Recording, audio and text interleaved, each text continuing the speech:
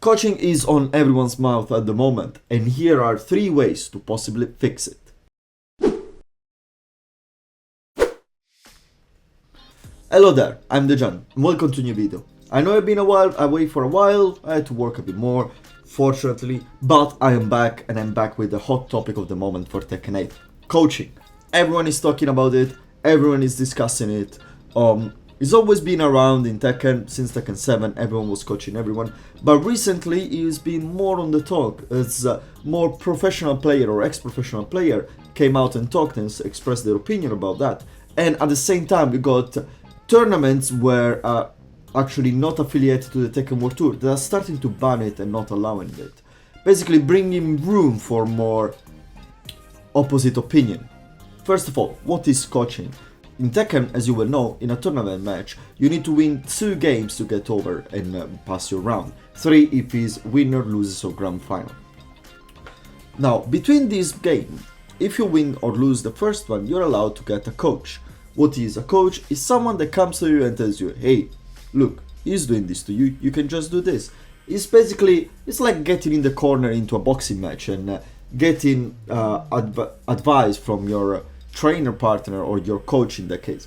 In my opinion and my personal opinion, I was always being fine with coaching. Until recently I watched a video of Ryan Hart.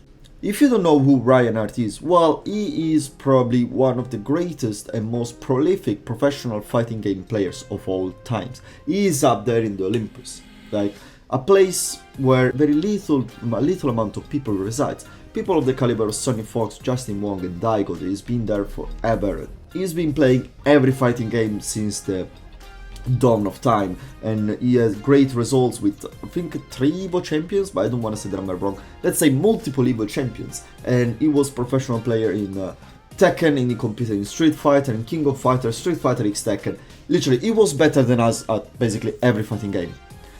So he did a video recently when he was expressing he was opposite to coaching. I was explaining how, making a specific instance of a Tekken 5 tournament he was participating, where he was getting smoked just because he didn't know that a move that his opponent was abusing about was punishable. And he expressed and he makes the instance where if he would have had a coach, he would have basically adapt and win, because a coach would have just came up and tell him that's lunge punishable. And he explains how he prefers not having coaches and coaching not being allowed, because that will leave the game into a 1v1 instead of bringing it to be a potential 2v1. I like to say 1.5v1. Anyway, I linked the video in the description down below so you can watch it for yourself, because it's a very interesting video. It's a very interesting take for someone that is a way more competent, capable player than I will ever be. I came out with 3 solutions, 3 possible ways the coaching should be regularized in Tekken specifically. But before I get into that, please consider subscribing. The channel is still growing. Even when I wasn't active, I gained some subscribers, and it's great to see that the stuff that I made in the past is not getting forgotten, and thank you to every single one of you.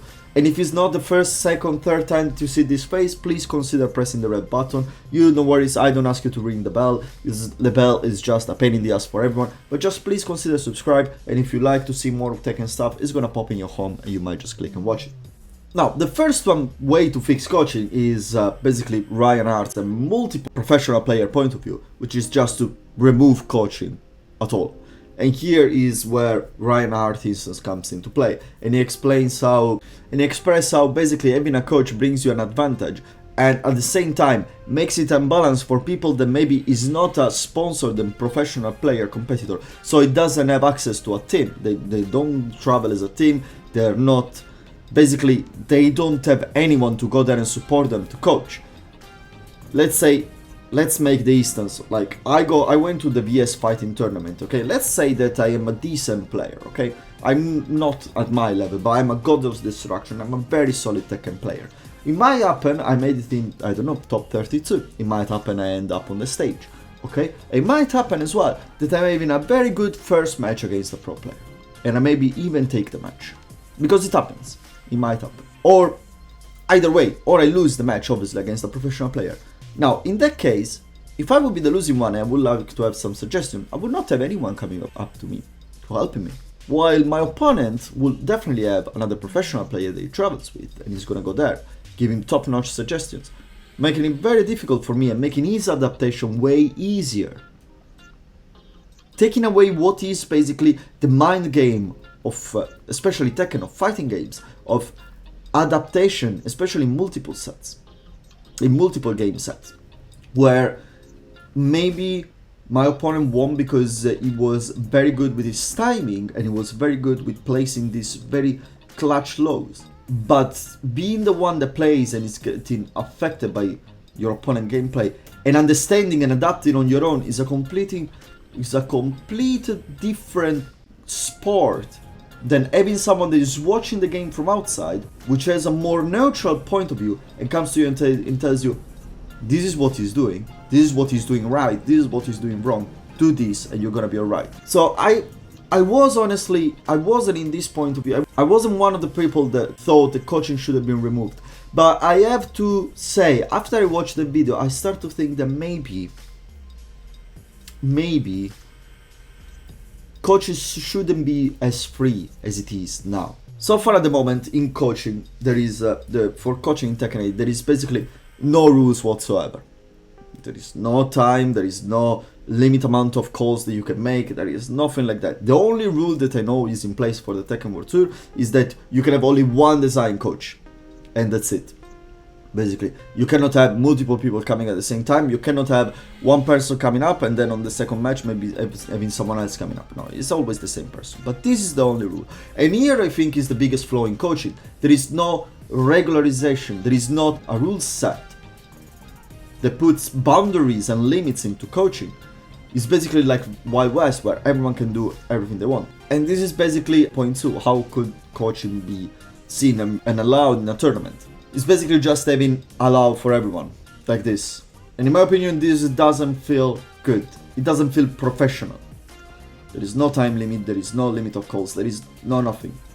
You lose a match, you get someone that talks to you. And if you are the loser, you know, there is not a limit of time, a specific limit of time. It's never been brought up that you have to wait between the matches. So you can have someone talking to you for even a minute. And I think I saw the data once. I think it was Joka that, and I don't remember if he was the one coaching or the one coached, but he basically had 1 minute talk between the matches with someone else, which I think is a bit too much. And this is the way that the Tekken World Tour is going for. I honestly think this is not the way it's gonna stay, especially with the problem rising as is it doing now. But so far, this is how Tekken World Tour is going for, and basically this is how it's gonna be until basically 2025 for the official Tekken tournaments, which at the end of the day they form the predominant and the vast majority amount of tournaments that we see.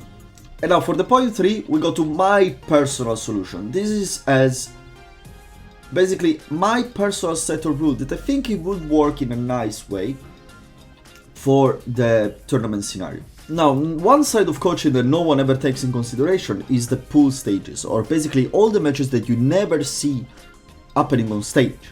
And honestly, over there is basically the Wild West, because you cannot have a TO or a judge in every single table, in every single station, just checking that all the rules are followed and everything.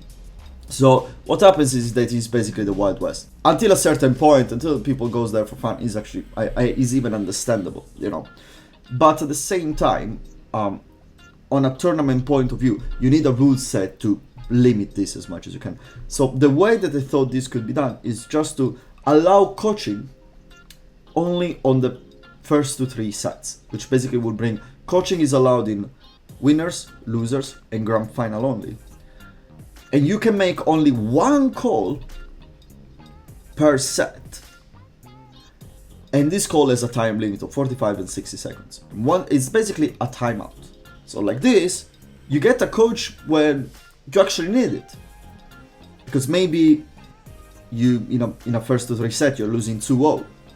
Is the clutch moment of the game. You call a coach, you get some help. But that's the only moment you're gonna get help. Then you go 2-1, you still have 2 games to win on your own. and maybe your opponent now is gonna call the coach. Then is when, you know, coach is gonna become a bit more clutching and a bit more of like what is supposed to be, a little help from outside, but not too much. And at the same time, like this, you just take away all the problems of coaching in pools, which basically would not be allowed. And at the same time, not having it allowed for first to swim match will basically avoid the problem of having every single match interrupted by coaching. And I think this would be a very nice and balanced set of rule set. They will not feel coaching like over invasive into the game experience, into the tournament experience, from the game perspective, from the player perspective, and from the viewer perspective as well.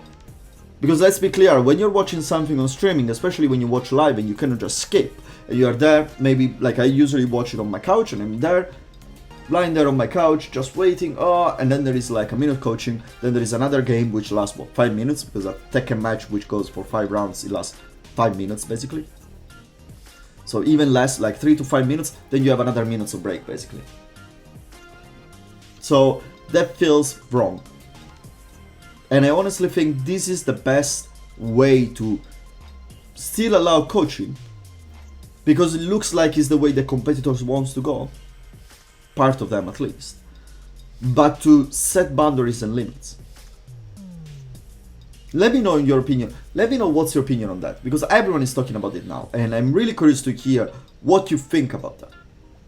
And do you think it should be just completely allowed? Do you think it should be just completely banned? Or do you think there is a bit of room for it in just specific scenarios, like the finals, as I'm saying, but like just one call and no more? Let me know in the comment. Anyway, I've been the John, you have been awesome, and I'll see you next time. Ciao!